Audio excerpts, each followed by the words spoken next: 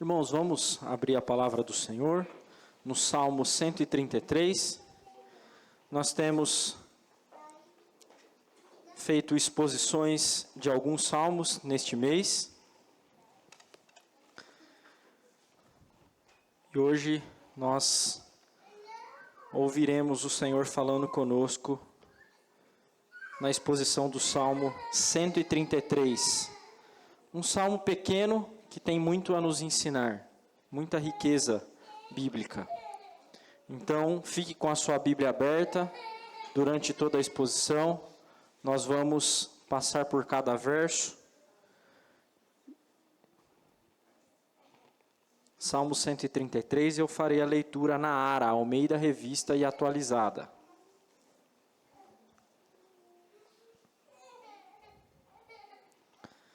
Diz assim a palavra do nosso Deus. Como é bom e agradável viverem unidos os irmãos.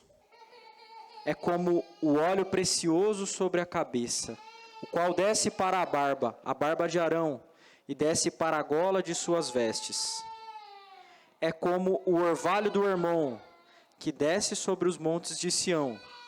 Ali ordena o Senhor a sua bênção e a vida para sempre. Até aqui a leitura da palavra do Senhor. Vamos orar mais uma vez. Ó Senhor, nós te bendizemos, porque fomos reunidos neste lugar, Senhor, pela tua graça e misericórdia. O Senhor trouxe nesta noite, Senhor, pessoas da cidade de Americana, de Nova Odessa, de Limeira e as que são aqui de Artur Nogueira. Também os nossos queridos irmãos de Engenheiro Coelho. O Senhor trouxe pessoas, Senhor, de várias cidades da nossa região, para que aqui elas te adorassem como o único povo de Deus. Aqui, Senhor, a nossa etnia não importa. A nossa classe social não importa. Aqui, nesta reunião, que é uma convocação solene da tua parte, Senhor, a nossa idade não importa. O nosso gênero não importa. Homens e mulheres estão aqui reunidos para adorar o Senhor. Adultos e crianças estão reunidos aqui para adorar o Senhor. Ó Senhor, o Senhor convoca todos estes e faz destes um único povo. Nós somos um único povo, Senhor, reunidos aqui. Não há diferença entre nós, Senhor. Ó Deus, nós te louvamos por isso. Te louvamos porque o Senhor fala conosco, Senhor, como um único povo. E mais uma vez nós pedimos que o Senhor nos esclareça sobre as verdades ensinadas na tua palavra, em particular aquela que é manifesta no Salmo 133.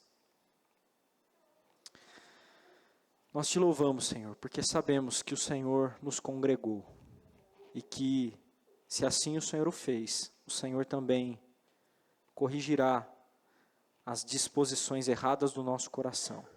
Santificará os nossos desejos, Senhor, e nos fará amar as coisas que o Senhor ama. Ajuda-nos nessa caminhada, Senhor. Abre os nossos olhos para que andemos de maneira agradável ao Senhor. Bendito sejas. Nós oramos e rogamos que o teu Espírito fale conosco, Senhor, e crave no nosso coração a tua palavra. Fazemos essa oração no nome de Jesus. Amém. Irmãos, um neurologista famoso, escritor de alguns livros, chamado Oliver Sacks, apresentou em um livro bastante interessante, o livro se chama Um Antropólogo em Marte, alguns casos de situações reais que ele tinha vivenciado e acompanhado. Um desses casos se tratava de um homem chamado Virgil, um homem de 50 anos que ficou cego antes dos 6 anos de idade. O Sacks descreveu a experiência desse homem, que era um homem cego pela maior parte da sua vida, até que ele, então, chegasse a uma cirurgia e essa cirurgia fosse bem sucedida e ele passasse a ver. Talvez vocês pensem, nossa, que grandeza, que beleza, um homem que foi cego por mais de 40 anos passar a enxergar. Mas, irmãos, é necessário aprender a ver. E é exatamente o que Sacks descreve. Esse homem que não se lembrava sequer da experiência de ver, porque ele ficou cego antes dos 6 anos de idade, teve muitas dificuldades para conseguir enxergar, para conseguir entender aquilo que ele via. Ele não entendia bem as cores, as formas, ele não tinha noção nenhuma de perspectiva, de espaço. Na verdade, ele era agora, depois da cirurgia, um homem com visão, mas que continuava cego. Esse homem tinha 2 animais, um cachorro e um gato, mas mesmo depois da visão ele não sabia distinguir qual era qual, apenas se ele tocasse. Ele não poderia distinguir por vista se um objeto era redondo ou quadrado, apenas se ele tocasse. No final das contas, ele apenas passou a ser um homem que tinha a visão, mas que continuava cego. Ele não era capaz de entender aquilo que ele via, porque as suas noções da realidade não haviam sido construídas, e ele não se lembrava sequer das experiências de visões que teve antes dos 6 anos de idade. Depois de algum tempo, depois da cirurgia, esse homem voltou a ficar cego. E a cegueira foi descrita, e é descrita pelo Sacks no livro, como um milagre para ele. Para ele, era muito mais fácil e tranquilo e feliz ser cego do que ver. A experiência de visão que esse homem teve foi perturbadora. Essa história virou filme.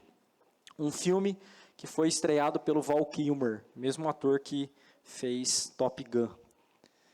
Mas o filme dá uma floreada um pouco na história. O livro, como sempre, retrata a história melhor e mais claramente. Mas, irmãos, do mesmo modo como é possível ter visão sem enxergar de verdade, algo que talvez alguns de nós não sabia que era assim, é possível você estar sozinho na multidão. É possível você estar solitário mesmo no meio de muitas pessoas. Não são poucas as pessoas que estão em algum tipo de sociedade, mas ainda assim sentem solidão. Mesmo na igreja, há algumas pessoas que enxergam a realidade da comunhão, eles participam dela, mas eles não conseguem desfrutar dela. Na verdade, eles não conseguem acreditar sequer que essa comunidade constituída por pecadores, é isso que nós somos, irmãos, e mais, pecadores problemáticos, pode ser boa. Como acreditar que uma comunidade de pecadores que estão juntos pode ser boa? Nós precisamos entender, irmãos, que o nosso sentimento em relação à comunidade da fé, em relação à igreja, não pode ser norteado pelaquilo que nós vemos, mas precisa ser norteado pelaquilo que nós cremos. E tudo aquilo que nós cremos precisa estar na palavra de Deus. O Salmo 133 é um salmo que fala muitas coisas acerca daquilo que nós devemos crer, da salvação. Esse salmo é um dos salmos chamados Salmos de degrau. A nossa versão, a versão que nós lemos, a Ara traduz no subtítulo aí como Cântico de Romagem de Davi. É um salmo de Davi, escrito por Davi, mas o que significa Cântico de Romagem? A NVI e a NAA, outras duas versões boas também, traduzem a mesma expressão como Cântico de Peregrinação. Essa palavra que é traduzida em uma versão por romagem, em outra por peregrinação, é literalmente degrau. Esses salmos que vão do Salmo 120 até o Salmo 134, que são chamados de Salmo de degrau, e portanto são 15 salmos, referem-se, portanto, irmãos, aos 15 degraus do templo. O templo tinha 15 degraus. E a ideia aqui é que esses salmos eram salmos em que o povo cantava para se preparar para chegar na adoração e na comunhão. O Salmo 133, o salmo da nossa exposição desta noite, descreve então a comunhão dos redimidos do Senhor como sendo prazerosa, preciosa e produtiva. De novo, prazerosa, preciosa e produtiva. O salmista começa no verso 1 afirmando que a unidade dos irmãos é prazerosa, Isso é encontrado nas palavras boa e agradável. Nos 2 versos seguintes, ele apresenta em cada um dos versos uma ilustração acerca da unidade, acerca da comunhão dos irmãos. E cada uma dessas ilustrações aponta para uma coisa. A primeira ilustração no verso 2 demonstra que essa comunhão é uma comunhão preciosa. E a segunda ilustração no verso 3 demonstra que ela é produtiva.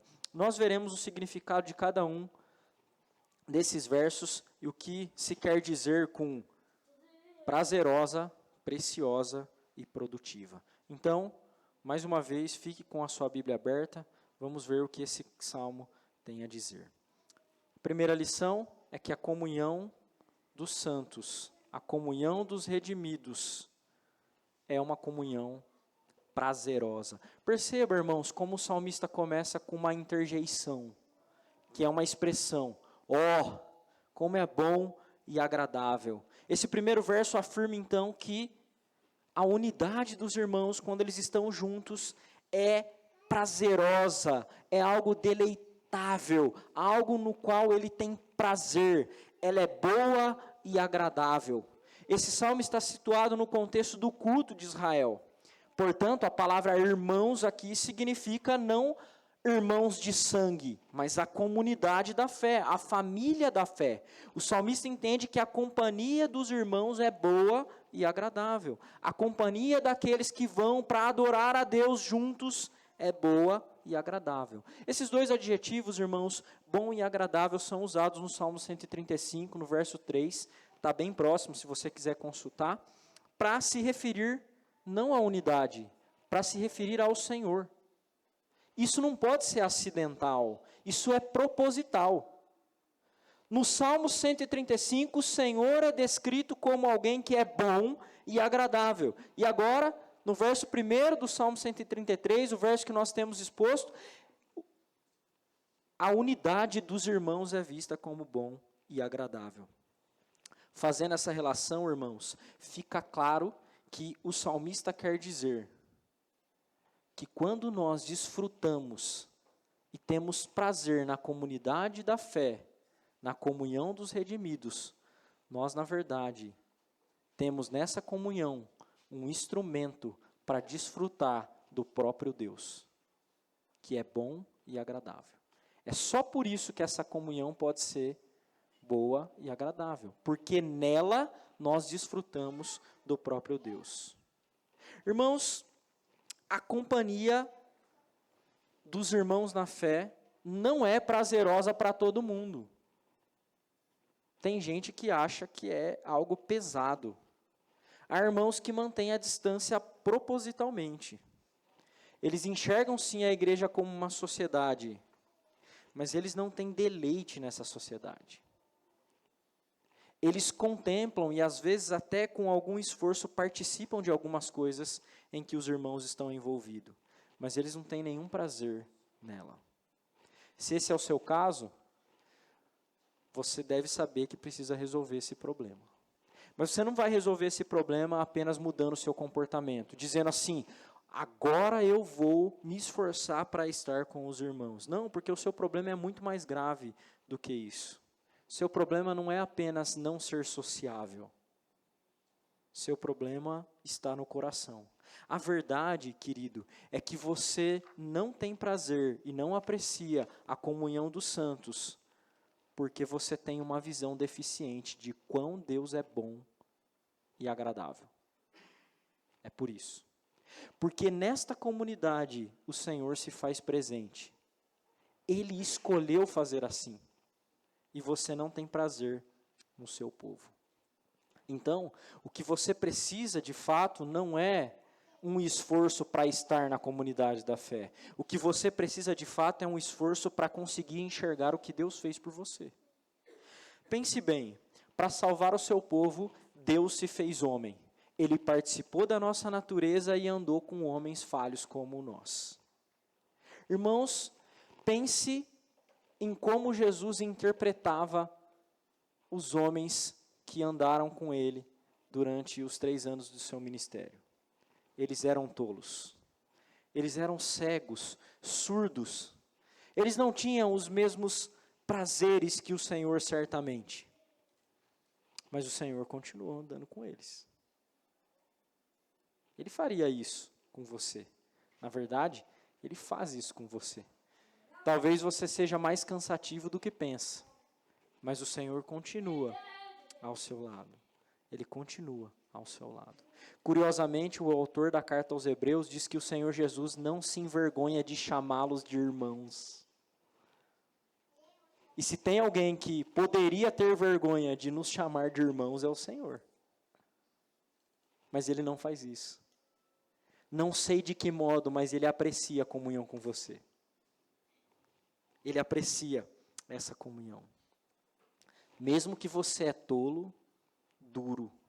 Mas nós, irmãos, que sequer somos parecidos em santidade com o nosso Senhor e com o nosso Salvador. Nós achamos difícil conviver com gente que é um pouco diferente da gente.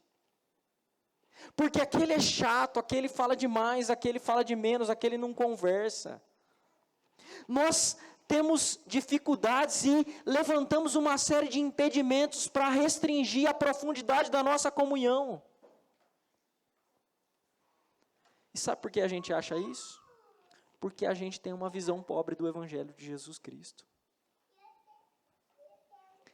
Irmãos, se Cristo pensasse do mesmo jeito que nós, no que diz respeito às pessoas, Ele não apenas se envergonharia de nós mesmos, mas Ele também nos abandonaria. Mas não é isso que Ele faz.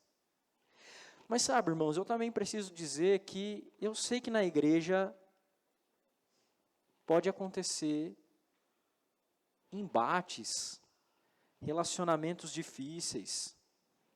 Pode ser cansativo alguns relacionamentos da igreja.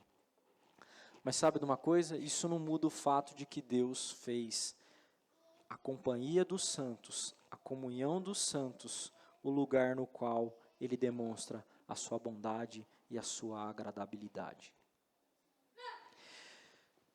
Eu acredito que a maioria dos crentes, se não todos, já tiveram certa experiência. Você está um pouco desanimado, sem vontade de ir na igreja, sem vontade de conversar com pessoas, então, de repente, você recebe uma injeção de realidade e diz assim, eu preciso ir, não tem jeito. Mas aí quando você vai, e aí você volta em paz e feliz. Você chega sem vontade, mas vai embora em paz e feliz, porque por meio da comunhão nós desfrutamos da bondade de Deus. Irmãos, para que a nossa confiança esteja mais firmemente colocada nesta verdade, nós precisamos continuar a olhar para aquele que se fez homem e veio ter comunhão com os homens ruins, com os homens maus. Então nós precisamos olhar para Deus, para o Deus que se fez homem e andou na companhia dos homens, para desfrutar da companhia de pecadores como nós, de maneira prazerosa, porque assim Ele o fez. E sabe de uma coisa? Esses por quem às vezes nós temos alguma ojeriza, alguma dificuldade de relacionamento, são pessoas por quem Cristo morreu. Sabe de uma coisa? Não dá para ter prazer em Cristo sem ter prazer na sua noiva. Se você não tem prazer na comunhão dos santos, tem algum problema com você. Eu sei que ela é difícil. Mas se você tem uma visão do Evangelho, você consegue desfrutar da bondade de Deus no meio dessa comunhão. Mas o Salmo 133, irmãos, não fala apenas que essa comunhão é prazerosa. O verso 2 também nos apresenta a essa comunhão numa outra perspectiva. Ela é também uma comunhão preciosa. Esse verso, ele coloca diante dos nossos olhos uma ilustração do cenário sacerdotal, do sacerdote. A comunhão, segundo o salmista, é como o óleo que era usado para ungir os sacerdotes, que desciam até a barba de Arão, diz o texto. Em primeiro lugar, nós devemos entender, irmãos, que o sacerdote era uma espécie de mediador entre Deus e os homens. Ele era um tipo de Cristo, certamente. Você não poderia adorar a Deus nem no tabernáculo, nem no templo, senão por meio do sacerdote. A adoração era restrita a oferecer animais em sacrifício. Então, as pessoas chegavam até o sacerdote, e o sacerdote era quem realmente fazia a oferenda. O sacerdote era o instrumento, o meio pelo qual Deus era adorado. Isso indica, irmãos, que o sacerdote era então o elo unificador do povo. Cada membro do povo de Deus, de cada região, de cada tribo de Israel, vinha para o sacerdote que estava em serviço, e esse sacerdote iria oferecer adoração. Cada um deveria fazê-lo por meio do sacerdote. O sacerdote era um elo unificador. O sacerdote era alguém escolhido pelo próprio Deus. Eles tinham que ser da descendência de Arão, é exatamente por isso que Arão é aqui mencionado. Arão foi o primeiro sacerdote, Arão, irmão de Moisés. E todos os sacerdotes, até o período do Senhor Jesus Cristo, nos dias em que andou o nosso Senhor, eram da descendência de Arão. Entretanto, se nós observarmos cuidadosamente o Salmo, a comunhão é comparada mais diretamente ao óleo do que ao sacerdócio. Obviamente, o sacerdócio é extremamente importante na interpretação do texto, mas a gente deve perguntar que tipo de óleo é esse que está sendo mencionado. Qual é esse óleo que é mencionado no verso 2? No capítulo 30 do livro de Êxodo, irmãos, é descrito uma série de cuidados que deveria haver no que diz respeito aos utensílios do tabernáculo, bem como ao próprio sacerdote. Então, dentre esses cuidados, havia a composição de um óleo, que começa lá no verso 22 do capítulo 30 de Êxodo, que é uma composição que deveria existir apenas no santuário. E esta composição deveria apenas ungir os utensílios do tabernáculo, bem como o sacerdote. Ela não poderia sequer ser imitada. Qualquer pessoa que fizesse a mesma composição deveria morrer. Além disso, qualquer pessoa que não o sacerdote, que usasse essa composição, também deveria morrer. Ao fazer essa composição, essa comparação do óleo do sacerdote com a unidade do povo de Deus, irmãos, o salmista está descrevendo, em primeiro lugar, que essa unidade é sustentada por esse elo, o sacerdote. Mas que o modo com que esse sacerdote é ungido é tão raro e exclusivo, a ponto de não poder ser imitado ou replicado. Mas o que isso significa para nós no século 21? A nossa unidade também está firmada, irmãos, por um elo sacerdotal, mas o nosso sacerdote não é Arão. O nosso sacerdote é Cristo. E essa unidade que nós desfrutamos foi conquistada por Cristo na sua cruz, como nós lemos na liturgia, em Atos e em João 17. Cristo é quem garante essa unidade. É exatamente por isso que a linguagem do Salmo não é que nós devemos ter uma unidade desse jeito. Ele está dizendo que a unidade, que é a verdadeira unidade dos irmãos, que é conquistada por Cristo, então, é deste jeito. É um indicativo. O texto não manda que a gente viva desse jeito. O texto diz que a comunhão dos santos é desse jeito. Ela não pode ser replicada como o óleo não pode ser. Esse óleo exclusivo para uso dos sacerdotes e para os utensílios do tabernáculo legitimava a adoração por meio do sacerdote. A obra de Cristo, irmãos, legitima a nossa adoração. E do mesmo modo que esse óleo era exclusivo e não poderia ser imitado, você pode ter uma série de sociedades, mas não tem nenhuma igual à igreja. Não tem nenhuma que é preciosa como a igreja. Nenhuma sociedade pode chegar perto e conseguir imitar aquilo que é a igreja, irmãos. Nenhuma. A igreja é a mais valiosa, preciosa sociedade que existe, pela simples razão dela ser garantida por um sacerdócio superior, o Senhor Jesus Cristo. Mas, de fato, nós devemos confessar que ela não parece tão preciosa assim aos olhos. Talvez você note as fraquezas dos membros dessa sociedade, dessa comunhão. Há quem diga que por causa da fraqueza deles, essa sociedade está fadada ao fracasso.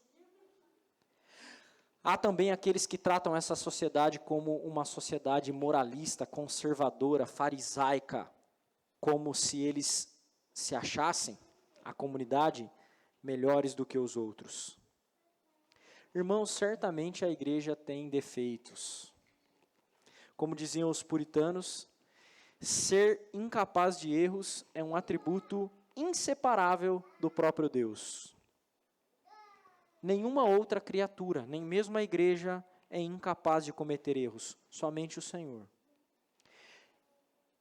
Mas, preste atenção, a perfeição da obra do nosso sacerdote garante à igreja, irmãos, uma comunhão prazerosa e preciosa, apesar das falhas de seus membros. Apesar das falhas, essa é ainda a unidade mais preciosa, a comunhão mais preciosa que existe. Sem dúvida, é possível que acontecimentos na igreja nos machuquem, nos firam. É possível, mas isso não muda a realidade do que é essa unidade. Não muda. A verdade, irmãos, é que existe não poucas igrejas ou denominações por aí que são apenas sociedades religiosas, mas elas não são a comunhão dos redimidos. Elas não deveriam ser classificadas assim. A companhia dos redimidos também passa por dificuldades, mas ela é mantida por um sacerdote que não erra e que, por causa da sua preciosidade, faz com que nós, olhando para Cristo, relevemos as dificuldades dessa comunhão, ao mesmo tempo que desfrutemos das benesses dela. É possível que uma comunhão falha, de membros falhos, ofereça-nos graças perfeitas. Porque é assim que Deus fez. E isso não pode ser imitado, irmãos, de maneira nenhuma. Isso, além de tudo, implica que a amizade real que acontece entre o povo de Deus também não pode acontecer como esforço da nossa parte. Sabe, as amizades cristãs, irmãos, não são construídas com base no mérito. Não são. Elas são conquistadas pelo próprio Senhor e não pelo nosso esforço. É exatamente por isso que essa comunhão dos santos continua a existir, mesmo que nós vivamos em um mundo cheio de milindres, de sensibilidade emocional exagerada. Nós continuamos firmes nessa comunhão em que há confrontação, disciplina e pecado nosso. Pense bem, irmãos, não é curioso que uma igreja pode deixar de ser igreja de verdade se ela não disciplinar os seus membros, enquanto a igreja verdadeira permanece verdadeira e pura quando ela disciplina e até expulsa os membros que não se arrependem?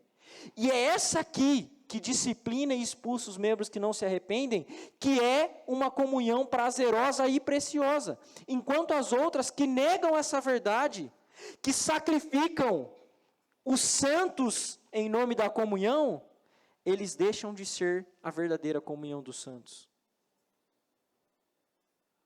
É por isso que ela é preciosa, é por isso que ela é única.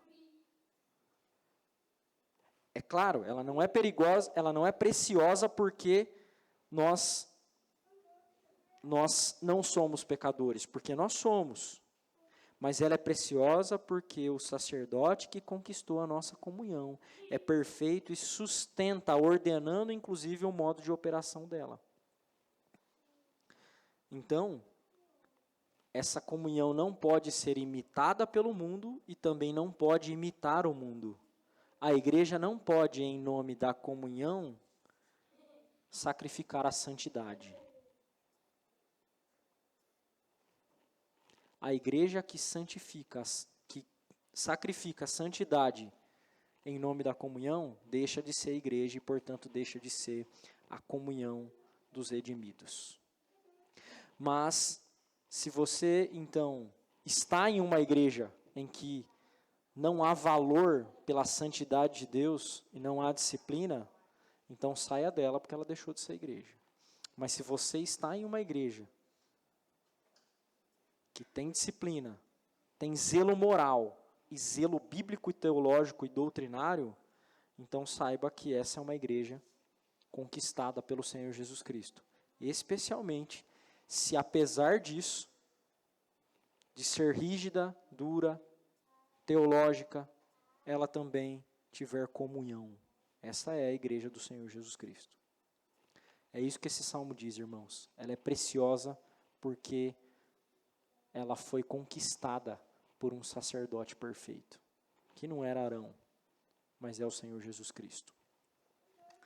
Mas o salmo não para por aí. A comunhão dos redimidos é prazerosa, é preciosa, mas ela é também produtiva. É exatamente isso que a ilustração do verso 3 nos apresenta.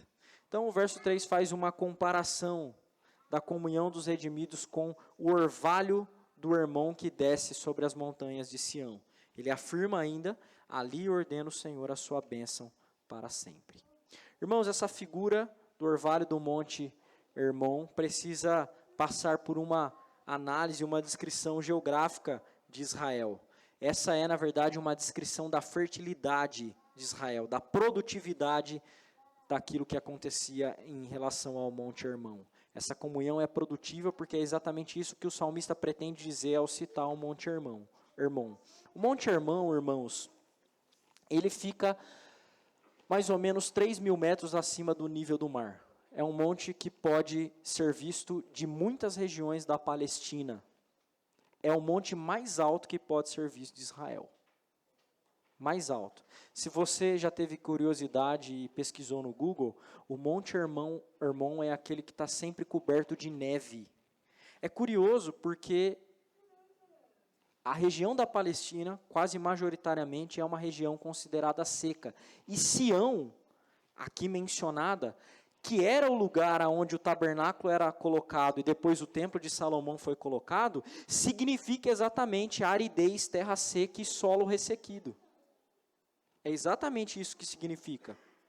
Mas o Hermon não, o Hermon é um lugar perto ali que tem neve sempre, enquanto os outros lugares são secos. Veja o que diz um estudioso. Quando a seca assola as outras regiões de Israel e os países vizinhos, no Hermon faz frio e a neve não cessa.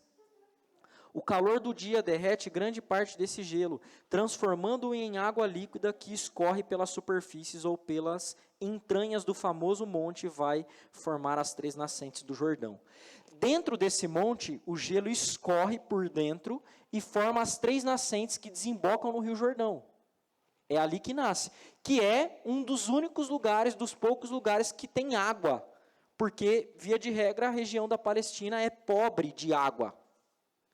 Mas o gelo que desce por fora, escorrendo das montanhas, torna a região em volta das montanhas bastante frutífera, aonde, então, você tem plantações e tudo mais, mas o restante da terra sofre com a seca. Um dos montes que estão ali perto do Hermon é exatamente o monte chamado de Monte Sião, que na verdade aqui são descritos no plural, como Monte Sião. O Monte Hermon, irmãos, é o monte que provavelmente aconteceu a transfiguração do Senhor Jesus Cristo, descrito lá nos Evangelhos. Por isso ele é famoso, é bem provável que tenha sido lá, segundo os estudiosos. E perceba uma coisa, a bênção que é descrita aqui no verso 3, ela vem de Sião. Olha só, o Senhor ordena a sua bênção e a vida para sempre, de Sião. Mas a produtividade, a fertilidade vem do Monte Hermon. Não é interessante que a fertilidade vem de fora, mas o Senhor ordena a bênção de dentro de Sião, que é a terra seca, a terra árida. E essa bênção e vida ordenada para o Senhor, note que ela é qualificada, a vida para sempre. A bênção da produtividade é externa, mas o Senhor ordena a bênção a partir de Sião. A bênção e a vida mencionada aqui pelo Senhor dizem respeito à reunião do povo de Deus que se encontrava com ele em Sião, onde era o tabernáculo. Essa relação abençoadora garantia para o povo, aquele povo que ia junto para a adoração, a vida eterna, Por isso, vida para sempre. Nós devemos interpretar essa vida para sempre aqui à luz do Novo Testamento. Mesmo aqueles membros do povo de Deus que já morreram, eles continuam a constituir a igreja para sempre, porque eles continuam a ser parte do povo de Deus. Irmãos, desde o primeiro século da era cristã, os primeiros séculos da era cristã, tem sido dito que não há salvação fora da igreja.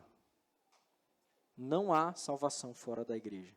É claro que essa frase pode ser distorcida. Alguém pode dizer que isso quer dizer que a igreja salva.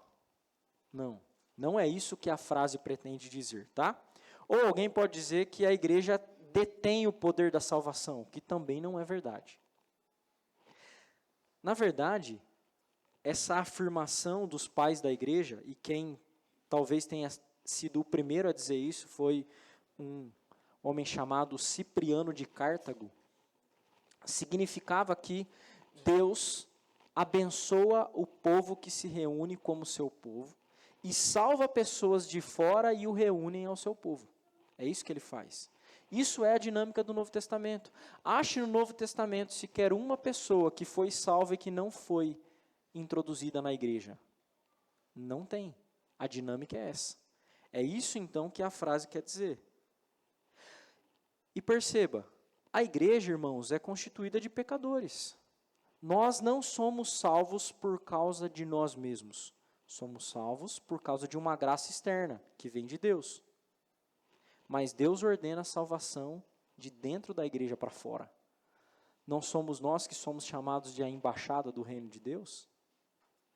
É exatamente isso que o Salmo está descrevendo. A fertilidade e a produtividade da igreja não é mérito dos seus membros, ela vem de fora. Ela é uma graça que vem de fora. Mas Deus ordena a bênção para o seu povo dentro da igreja. É exatamente isso que ele faz. Exatamente o que acontecia com o povo de Israel nesses dias. A igreja é um ambiente de frutificação, de florescimento, irmãos. As pessoas são abençoadas com uma nova vida e inseridas na igreja. É isso que acontece. Os remidos de Deus, os redimidos de Deus, eles crescem e dão frutos no ambiente da igreja. E isso, de novo, não é mérito deles, é uma graça que vem de fora. Os seus frutos não são mérito deles. O crescimento espiritual não é mérito deles. A razão pela qual você não poderá crescer, se você não estiver enxertado no povo de Deus, é exatamente porque Deus ordena a bênção de dentro da igreja. A igreja é o ambiente apropriado, irmãos, para o nosso crescimento. É aqui que nós vamos crescer. Aqui é um lugar produtivo, fértil.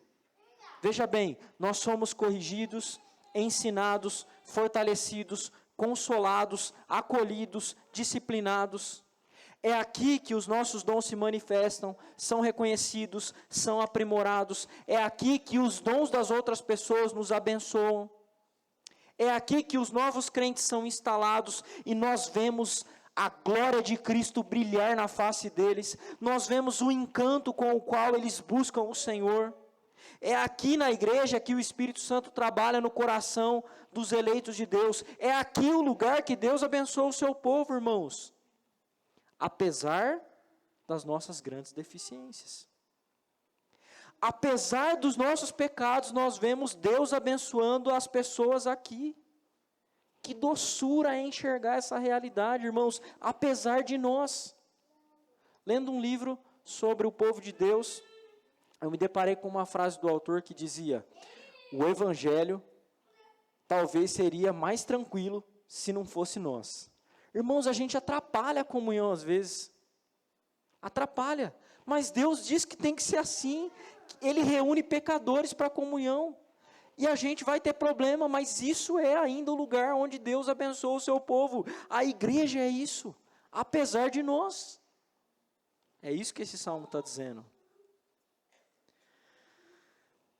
Mas, de novo, para muitos, a comunhão cristã real, ela é perturbadora. É verdade, irmãos, que há pessoas mais sociáveis e outras menos. Isso tem muito a ver com a personalidade de cada um de nós. Mas não é isso que eu estou dizendo. Eu estou tentando mostrar que nós precisamos olhar para o coração. A pessoa sociável pode contabilizar assim, eu estou em tudo. E achar que isso é desfrutar da comunhão. A pessoa não sociável diz assim, ó, eu não estou envolvido em todas as atividades. E achar que não desfruta da comunhão por causa disso. Não, não erre a mão. Não é isso. Não contabilize se você está em todas as atividades ou apenas em algumas delas. Você deve olhar de outro modo. A questão é o seguinte, você consegue desfrutar prazerosamente da comunhão? Você consegue tê-la como preciosa? Você consegue ver o seu crescimento e Deus usando você para o crescimento de outros e ver a produtividade que é estar no meio do povo de Deus? Essas três coisas que precisam ser contabilizadas. O fato de você ter prazer não necessariamente resolve o problema. Por quê? Porque muitas pessoas têm prazer em sociedades diversas. Você pode ter um clube de leitura e ter prazer ali. Você pode ter um grupo de amigos que praticam um esporte, ter prazer ali. Há muitas sociedades que podem, irmãos, de fato, ser prazerosas. Mas o prazer não é sozinho determinante de que você realmente está desfrutando da comunhão real. De novo, você precisa considerar essas três coisas que são afirmadas aqui sobre a unidade. Ela é prazerosa para você? Você a tem como preciosa em virtude da obra daquele que conquistou essa unidade? Você entende que essa comunhão não pode ser imitada em virtude da preciosidade de quem a garantiu? Você tem crescido no meio dessa comunidade de redimidos? Os seus pecados têm sido confrontados, você tem confrontado o pecado dos outros, os seus desvios têm sido corrigidos, a sua mentalidade tem sido transformada, o seu coração tem sido ensinado. É desse modo que você perceberá e terá certeza se você realmente está desfrutando da comunhão real ou se você transformou a igreja num clube social. Se a igreja não está servindo para essas coisas aqui, então você transformou a igreja num clube social. E, irmãos, isso é muito sério. A igreja não é o nosso clubinho. A igreja tem a ver com Cristo. Eu comecei mencionando a vocês, irmãos, a história do cego chamado Virgil, contada aí no livro do neurologista que já faleceu, Oliver Sacks. Talvez enquanto você ouvia a história de um cego que passou a ver, você lembrou que Jesus curou um cego de nascença. É verdade. E ler sobre essa história mostra que o milagre de Jesus foi além da visão. Isso é impressionante. Jesus com certeza era um oftalmologista melhor do que aquele que operou o Virgil. Mas, irmãos, sabe por que eu contei essa ilustração? Porque o milagre precisa ser maior para a gente desfrutar da comunhão cristã como deveria. E você não consegue operar isso sozinho. Não basta você ver e estar na comunhão. Você pode ser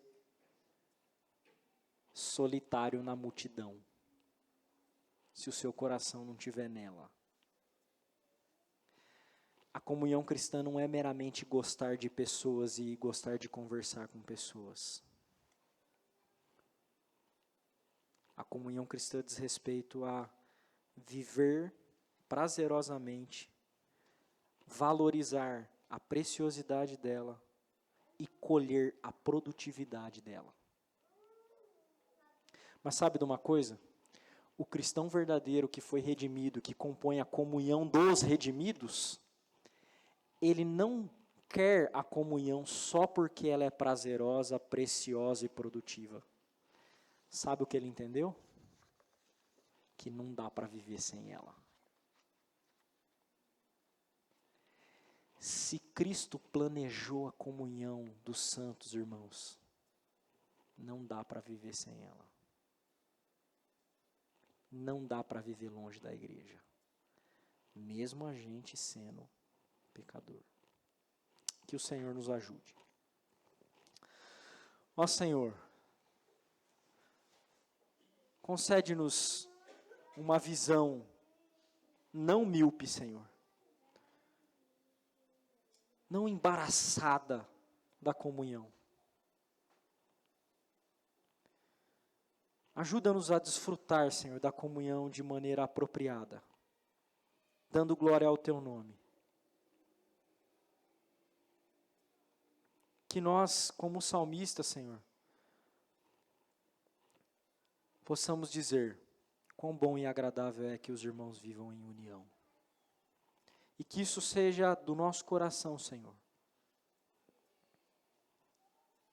Fortalece-nos, Senhor, para desfrutar dessa realidade. Ajuda-nos a valorizarmos a obra do nosso sumo sacerdote, o Senhor Jesus Cristo, nosso Salvador. Ajuda-nos a aprendermos a desfrutar de tantas bênçãos que o Senhor ordena em Sião. Bendito seja o Senhor, ó Deus, por essa comunhão de pecadores que o Senhor santificou, por essa comunhão dos santos. Louvado seja, porque o Senhor nos redimiu e nos incluiu nela, porque ela é o ambiente aonde nós temos prazer, valorizamos a obra de Cristo e crescemos e damos fruto. Bendito seja o Senhor por isso. Esse plano é perfeito, Senhor. É um plano perfeito. Louvado seja o Senhor. Em nome de Jesus. Amém. Irmãos, vamos, em resposta a esta verdade,